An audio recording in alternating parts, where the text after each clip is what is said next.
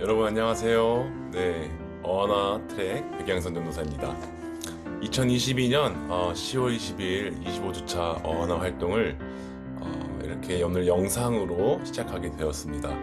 먼저 오늘 원래 대면 활동으로 함께 하게 되어 있었는데 부득이하게 제가 코로나 양성 판정을 받게 돼가지고 이렇게 영상으로 찾아뵙게 되었습니다.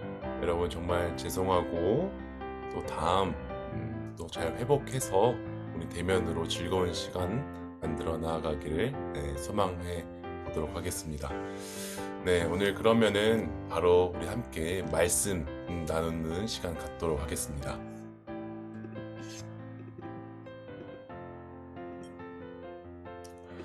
네, 오늘의 말씀은 십자가 위에서 벌어진 일임이라는 제목으로 여러분과 함께 말씀 나누고자 합니다. 네, 오늘의 본문 말씀은 누가복음 23장 32절에서 43절, 그리고 베드로전서 4장 12절에서 14절을 함께 읽도록 하겠습니다.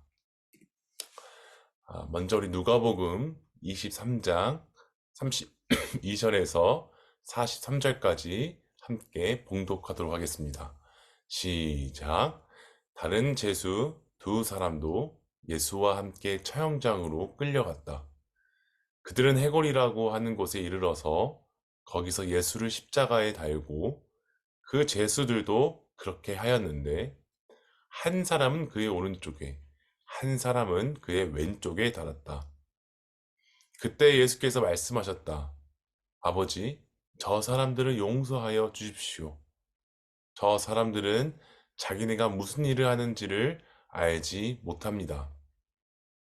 그들은 제비를 뽑아서 예수의 옷을 나누어 가졌다. 백성은 서서 바라보고 있었고 지도자들은 비웃으며 말하였다. 이 자가 남을 구원하였으니 정말 그가 택하심을 받은 분이라면 자기나 구원하라지. 병정들도 예수를 조롱하였는데 그들은 가까이 가서 그에게 신 포도주를 들이대면서 말하였다. 내가 유대인의 왕이라면 너나 구원하여 보아라. 예수의 머리 위에는 이에 유대인의 왕이다. 이렇게 쓴 죄패가 붙어 있었다. 예수와 함께 달려있는 죄수 가운데 하나도 그를 모독하며 말하였다. 너는 그리스도가 아니냐? 너와 우리를 구원하여라. 그러나 다른 하나는 그를 꾸짖으며 말하였다. 똑같은 처형을 받고 있는 주제에 너는 하나님이 두렵지도 않느냐? 우리가 저지른 일 때문에 그의 마땅한 벌을 받고 있으니 당연하지만 이분은 아무것도 잘못한 일이 없다. 그리고 나서 그는 예수께 말하였다. 예수님, 주님이 주님 나라에 들어가실 때에 나를 기억해 주십시오. 예수께서 그에게 말씀하셨다. 내가 진정으로 내게 말한다. 너는 오늘 나와 함께 낙원에 있을 것이다. 네, 여러분, 베드로전서 함께 읽도록 하겠습니다. 사랑하는 여러분, 함께 네, 베드로전서 4장 12절에서 14절 읽겠습니다. 사랑하는 여러분, 여러분을 시험하려고 시련의 불길이 여러분 가운데 일어나더라도 무슨 이상한 일이나 생긴 것처럼 놀라지 마십시오. 그만큼 여러분은 그리스도의 고난에 동참하는 것이니 기뻐하십시오.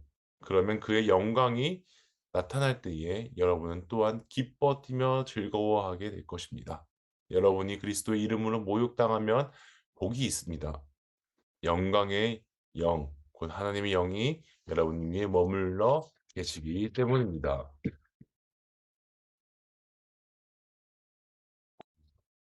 아멘. 슈퍼스타. 네, 대중들로부터 많은 관심을 받은 화제의 인물 또는 동경하거나 존경하는 사람들을 가리키는 말입니다. 올림픽 시즌이 오면 스포츠계의 슈퍼스타가 탄생을 하고요. 음악 경연 프로그램을 시작하면 음악계의 슈퍼스타가 탄생을 하게 됩니다. 대작의 영화가 개봉되면 영화계의 슈퍼스타가 탄생하게 됩니다. 슈퍼스타는 이 각 시대마다, 상황마다 각기 다른 모습으로 많은 사람들에게 이목을 집중받게 되면서 탄생합니다. 그러나 동시에 많은 사람들의 무관심, 그리고 때로는 그들에 대한 비판으로 인하여 쉽게 사그러지기도 합니다. 슈퍼스타가 쉽게 생기고 사라질 수밖에 없는 이유가 있습니다. 바로 이 사람들의 선택에 의하여 좌지우지되기 때문입니다. 사람들은 슈퍼스타를 만나기를 원하면서 동시에 잊기도 하고 또 금방 등을 치고 반대편에 서기도 합니다. 또한 다른 새로운 슈퍼스타를 다시 원하기도 하죠. 자, 예수님이 살던 시대에도 이 다양한 슈퍼스타가 있었습니다. 오늘날과 같이 뭐 음악, 뭐 전쟁, 공부 등 다양한 슈퍼스타들이 있었지만 그중에 제일은 이 종교 영역에서의 슈퍼스타였습니다. 당시 종교 부분에 있어 슈퍼스타를 메시아라고 불렀습니다. 메시아는 구원자라는 뜻이 담겨 있습니다. 예수님이 바로 그 슈퍼스타 메시아였습니다.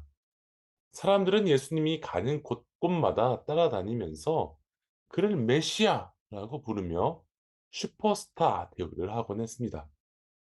그러나 그렇게 예수를 잘 따랐던 사람들이 예수님이 빌라도에게 신문을 받는 그 순간부터 등을 돌리기 시작하더니 비난하고 조롱하기 시작했습니다.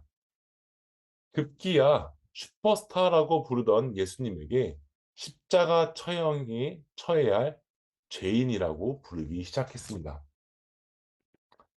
도대체 왜 예수님으로부터 등을 돌리고 이를 넘어 죽음을 당하는 것까지 찬성하게 되었을까요? 오늘 이 시간 예수님께서 십자가 처형을 당하는 그 순간 사람들의 시선이 어디에 고정되고 십자가에 달리신 구원자 대신 예수님을 제대로 바라보지 못하였는지 함께 말씀을 통해 살펴보도록 하겠습니다. 알런 윌라가 예수님의 정보를 팔게 되면서 예수님은 결국 유월절 저녁 식사가 마친 뒤 늦은 밤 붙잡히게 되었습니다. 예수님은 불공정한 상황 가운데서 네 번의 불이한 신문을 받으며 마침내 십자가 처형이라는 판결을 받게 되었습니다.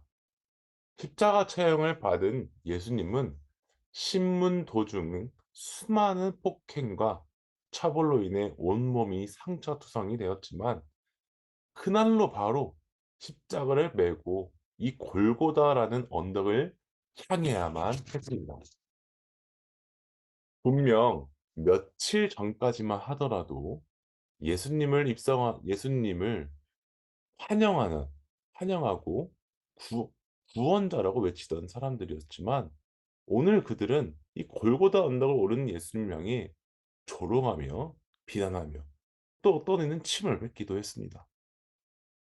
그리고 그들은 십자가에 한 손, 한 손 못이 박힐 때마다 환호하며 기뻐했습니다. 시간이 얼마나 흘렀을까요? 십자가를 둘러싼 많은 이 사람들의 목소리가 다양하게 섞여 이 소음이 만들어지기 시작했습니다. 그때 예수님은 십자가에 위에서 나지막한 목소리를 내므로써 그들의 시선을 아래에서 십자가 위로 향하게 했습니다. 함께 말씀 읽어보겠습니다. 그때 예수께서 말씀하셨다. 아버지, 저 사람들을 용서하여 주십시오. 저 사람들은 자기네가 무슨 일을 하는지를 알지 못합니다. 예수님이 나지막한 목소리로 십자가 위에서 내뱉은 말은 마지막으로 전하는 유언의 말이 아니라 하나님 아버지에게 드리는 기도였습니다. 예수님은 지금까지 자신을 핍박하고 십자가에 못 박게 한 사람들의 용서를 대신 구하면서 동시에 그들의 구원을 자신의 아버지 하나님께 요청합니다. 십자가 아래에서 웃고 떠들고 비아냥거리기만 할 줄 아는 이 무리들과 달리 십자가 위에 계시던 예수님은 자신이 무엇을 해야 하는지 분명히 알고 계셨습니다. 예수님은 그 십자가 위에서 사람들의 용서를 대신 구하기 위해 내려오기를 택혀 십자가에서 내려오기를 선택하지 아니하고 그 자리에 머물기로 택하였습니다. 왜냐하면 하나님께서 택하신 이 구원자 되시는 예수님은 십자가에서 내려오는 방법이 아니라 십자가에 매달린 채 조롱, 폭력, 비난, 연약함, 슬픔, 죽음과 같은 방식으로 구원하는 구원자이시기 때문입니다. 예수님의 기도 소리에 십자가 밑에 있던 몇몇은 십자가 위에 예수님에게로 시선을 돌렸습니다. 하지만 그중 대다수는 예수님의 기도의 내용을 이해하지도 들어보고자 귀 기울이지도 않았습니다. 오히려 십자가로 시선을 돌린 그들은 예수님의 이러한 구원의 원리, 방식을 잘 알지 모르면서 예수님께서 말씀하셨던 그 구원에 대하여 조롱하기 시작했습니다. 자, 조금 길지만 누가복음 23장 32절에서 43절까지 39절에서 43절까지 읽어보겠습니다. 예수와 함께 달려있는 제수 가운데 하나도 그를 모독하며 말하였다. 너는 그리스도가 아니냐? 너와 우리를 구원하라. 그러나 다른 하나를 그를 꾸짖으며 말하였다. 똑같은 처형을 받고 있는 주제에 너는 하나님이 두렵지도 않느냐? 우리가 저지른 일 때문에 그의 마땅한 벌을 받고 있으니 당연하지만 이분은 아무것도 잘못한 일이 없다. 그리고 나서 그는 예수께 말하였다. 예수님, 주님이 주님의 나라에 들어가실 때에 나를 기억해 주십시오. 예수께서 그에게 말씀하셨다. 내가 진정으로 너에게 말한다. 너는 오늘 나와 함께 낙원에 있을 것이다. 다시 십자가 아래에서는 한창 예수님을 향한 조롱이 오고 갔습니다. 예수님을 향한 조롱 중 가장 큰 이슈가 되는 조롱은 이 바로 구원에 관한 것이었습니다. 그들이 생각하는 구원은 돌을 떡으로 만드는 경제적 부흥, 사람들을 깜짝 놀라게 하는 종교적 기적, 온 세계 패권을 일시에 거머쥐는 정치적 혁명과도 같은 것이었습니다. 즉 이들은 이 땅 위에 시선이 고정되어 있었습니다. 이런 구원관을 가지고 있던 이스라엘 무리들은 예수님께서 정작 본인은 십자가 위에 달려 자신조차 구원하지 못한 실패자로 바라볼 수밖에 없었습니다. 이런 조롱의 소리를 조용히 듣고 있던 한 죄수가 예수님의 말을 걸기 시작했습니다. 예수님과 함께 처형당한 죄수가 예수님을 조롱하기 시작하자 사람들의 시선은 다시 십자가 위로 향하게 되었습니다.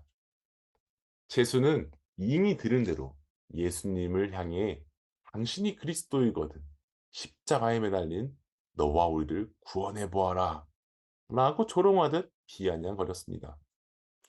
그러나 그때 반전되는 상황이 일어났습니다. 그 예수님 옆에 있던 또 다른 이 죄수가 그 죄수를 꾸짖었습니다. 그가 꾸짖기를 우리는 죄인이 아니라 마땅히 벌을 받는 중이지만 예수님은 죄인도 아니면서 이 자리에 있는 것이다. 이렇게 그 다른 죄인을 꾸짖었습니다. 그러면서 그 죄수가 이어서 말하기를 예수님, 주인님께서 주님 나라에 들어가실 때에 나를 기억해 주십시오. 라고 예수님께 부탁하였습니다. 그러자 그동안 수많은 이 조롱 소리에 침묵을 지켜왔던 예수님께서 두 번째 제수의 이야기를 듣고서 그에게 낙원이라는 것을 낙원을 약속하신다 말씀하셨습니다. 우리는 두 번째 제수에 대한 예수님의 반응을 보며 십자가 위에서 예수님은 어떤 구원을 우리에게 주고자 하셨는지를 살펴볼 수 있습니다. 지금까지 이스라엘 백성들에게 구원은 이 땅에 고정된 채 자신들의 나라를 위한 필요와 필요 채움에 관한 것이었습니다. 그러나 예수님께서 말씀하시고자 하는 구원은 이 땅이 아니라 바로 하나님 나라에 속한 것으로서 하나님의 영원한 통치에 속해 거하는 것입니다. 이 두 번째 제수는 모든 것을 다 잃은 것 같은 그 순간에 예수님을 구원자로 믿음으로써 하나님 나라에 속하는 구원을 약속으로 받게 되었습니다. 즉 지금까지 모두가 십자가 위에서 죽으심을 택하는 이 구원자의 구원 방식을 조롱할 때에 두 번째 제수는 그런 예수님을 자신의 구원자로 믿음으로써 하나님의 구원을 받을 수 있게 된 것입니다. 그리고 마태복음 16장 26절 한번 읽어보겠습니다. 사람이 만일 온 천하를 얻고도 제 목숨을 잃으면 무엇이 유익하리요? 대제사장, 바리새, 그리고 이 예수님을 조롱하던 많은 무리들은 예수님을 십자가 위에 달리게 함으로써 온 천하를 얻었다고 생각했습니다. 그러나 정작 그들의 생명은 하나님 심판대 위에서 온전치 못하게 되었습니다. 이와 반대로 십자가 위에 있던 두 번째 제수는 십자가에서 죽음으로써 이 땅 위에 온 천하를 얻을 수 있는 기회를 잃었지만 그는 예수님을 통해 생명을 얻어 하나님 나라에 속함으로 온 천하를 얻는 것과 다를 바가 없게 되었습니다. 예수님께서 십자가에 못 박히셨을 때에 수많은 사람들의 시선은 여전히 이 땅의 것들에 고정을 시켜두고 십자가 위에 계신 예수님이 누구신지를 정확히 바라보지 못했습니다. 우리의 시선은 이 땅이 아니라 십자가에 달리신 예수님이어야만 합니다. 우리가 십자가에 달리신 예수님을 바라보며 조롱하지 아니하고 그를 우리의 주인 되시는 그리스도로 섬길 수만 있다면 예수님은 오늘 우리에게 나와 함께 낙원에 있을지어다 라고 말씀해 주실 겁니다. 여러분, 예수님을 우리의 구주로 고백하실 수 있으시겠습니까? 우리 한번 이 PPT를 보며 함께 고백해 볼까요? 예수님은 나의 생명의 주인이시며 나의 구원자이십니다. 다시 한번 읽어볼까요? 고백해 볼까요? 예수님은 나의 생명의 주인이시며 나의 구원자이십니다. 아멘. 이제 우리 말씀을 맞춰보고자 합니다. 우리 베드로전서 4장 12절에서 14절 한번 읽어보고 또 말씀 마무리 지어보도록 하겠습니다. 사랑하는 여러분, 여러분을 시험하려고 시련의 불길이 여러분 가운데 일어나더라도 무슨 이상한 일이나 생긴 것처럼 놀라지 마십시오. 그만큼 여러분은 그리스도의 고난에 동참하는 것이니 기뻐하십시오. 그러면 그의 영광이 나타날 때에 여러분은 또한 기뻐 뛰며 즐거워하게 될 것입니다. 여러분이 그리스도의 이름으로 모욕을 당하면 복이 있습니다. 영광의 영, 곧 하나님의 영이 여러분 위에 머물러 계시기 때문입니다. 예수님이 십자가 위에 계실 때 베드로는 십자가 위에 예수님을 제대로 바라보지 못했던 사람입니다. 그러나 시간이 흐르고 난 뒤 그의 시선을 땅에서 십자가에 계셨던 예수님에게로 다시 고정시켰을 때에 그에게는 큰 변화가 일어났습니다.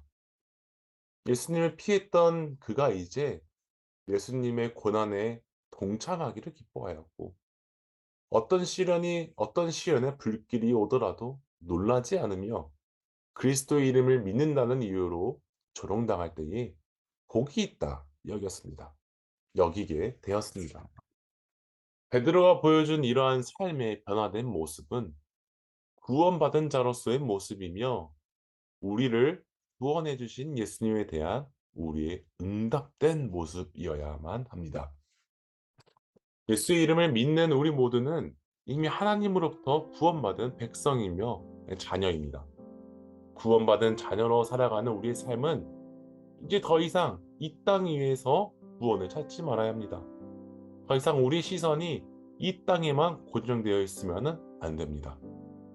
그러면 예수님께서 구원의 길로 삼으신 그 십자가의 길에 함께 동참함으로써 여전히 구원이 필요한 이 땅 위에서 구원받은 삶을 마음껏 살아내므로 아직 구원의 맛을 보지 못하고 아직 구원의 손길이 닿지 못한 그곳에 구원의 길을 안내하는 우리 모든 주님의 교회 어워너 트랙 그리고 전이 가족 되어기를 온전히 소망합니다.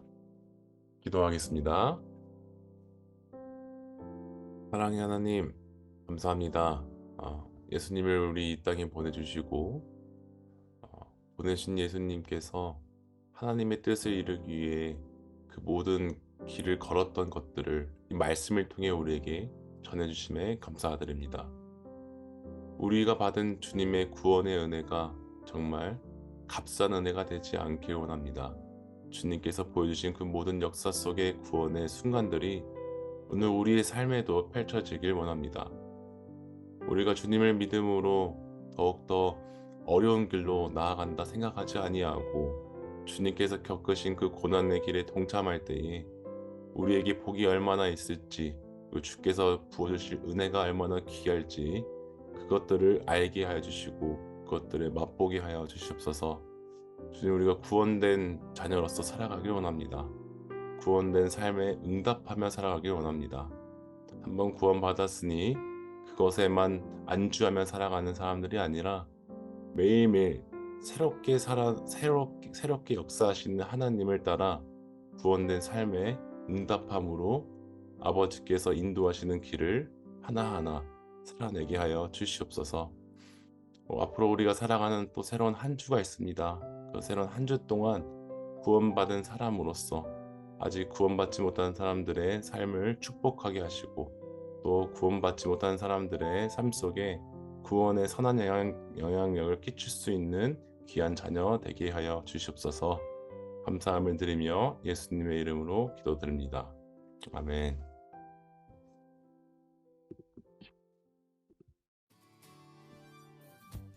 네, 여러분 오늘 마지막 여러분 함께 광고하고 또 마치도록 하겠습니다. 네, 다음 주 10월 29일 토요일은 휴강입니다. 우리 시험 기간 친구들 있죠? 휴강 잘 보내셨으면 좋겠습니다. 그리고 11월 5일 토요일 외부 활동이 있습니다. 여러분 잊지 말아 주시길 부탁드리겠습니다. 그리고 우리 어워너 트랙 에세이 계속 또 쓰고 있나요? 우리 트랙 친구들은 갈라디아서, 데살로니가 전후서까지 써야 되고요. 우리 전이 친구들은 아직 사무엘상까지입니다. 그리고 다음 주 휴강인데 또 스페셜 데이를 한번 또 보내보고자 해요. 여러분 혹시 다음 주 10월 29일 토요일 날 스페셜 데이가 있다라는 사실을 좀 인지해두고 시험 기간이 아닌 친구들은 이 전도사님이 공지를 올릴 때 유심히 살펴봐 주시면 감사하겠습니다. 그리고 오늘 또 각자 자기 집에서 성경 통독도 이어가 주셔야 합니다. 기도서 1에서 3장 우리 트랙 친구들 읽어주시면 되고요. 우리 우리 친구들 사무엘하 9장에서 16장까지 읽어주시면 되겠습니다. 우리 또 성경 통독 집에서 한다고 그냥 넘기지 마시고 꼭 한두 장 한 번씩 천천히 일주일 동안 읽으면서 하나님 말씀 묵상하는 시간 가질 수 있기를 바라겠습니다. 네, 오늘 이것으로 25주차 어나 활동을 마쳐보겠습니다.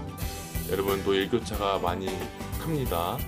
감기 조심하시고 또 독감 조심하시고 또 뒤늦게 선생님처럼 코로나 걸리지 않기를 기도하며 이것으로 마쳐보도록 하겠습니다. 우리 다 모두 건강한 모습으로 11월 5일에 만나겠습니다. 안녕.